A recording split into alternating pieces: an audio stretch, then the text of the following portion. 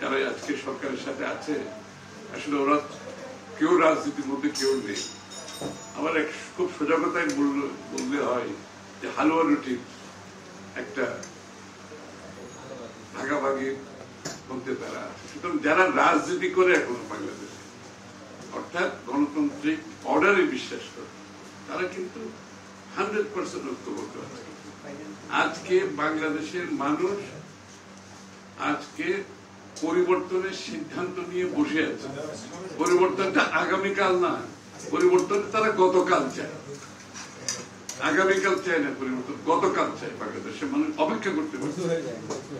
বাংলাদেশের আমাদের যারা বিরোধী দলের মধ্যে আমরা ঐক্যবদ্ধভাবে কাজ করছে, আমাদের নেতা কর্মীরা, আমেরিকানরা বলে ফায়ার্ড আপ, আমাদের নেতা কর্মীরা ফুললি চার্জ, কেউ কিন্তু সরে যাচ্ছে না। আমরা কিন্তু অবাক করি যে এইরকম দীক্ষা, এরকম জীবন দিয়ে তার ব্যক্তিগত স্বার্থ বিসর্জন দিয়ে বাড়িঘর পর্যন্ত ধ্বংস হয়ে গেছে।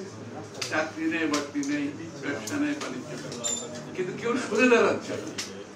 এটাই হচ্ছে একটা বাংলাদেশের আগামী দিনের আশার কথা। এখন জন্ম সনদ দিয়ে খোলো বিকাশ স্টুডেন্ট অ্যাকাউন্ট, নিজের বিকাশ নিজে কর। এই যে নিপীড়ন নির্যাতনে আমি বলি আমাদের নেতা কর্মীরা জ্বলে পুড়ে খাটে সোনা। এই যে হচ্ছে আমাদের আগামী দিনের ভবিষ্যৎ বাংলাদেশের আশা, যে গণতন্ত্রের আশা, আইনের শাসনের আশা, জীবনের নিরাপত্তার আশা, গণমাধ্যমের স্বাধীনতার আশা, বাক স্বাধীনতার আশা, অর্থাৎ যে একটা নাগরিকের যে প্রত্যাশা সেটা যে পূরণ হবে সেই বিশ্বাস ধরেই কিন্তু আমরা এই আন্দোলনে আছি। এবং আমি নিশ্চিতভাবে বলতে পারি এই আন্দোলন সফল না হয়ে পারে, একটা সময় পর্যন্ত হতে টিকে থাকতে পারে। কারণ যেখানে কি দেশ দাঁড়িয়েছে এটা দেশের জনগণ বনাম একটা রেজিমের সাথে যুদ্ধ চলছে।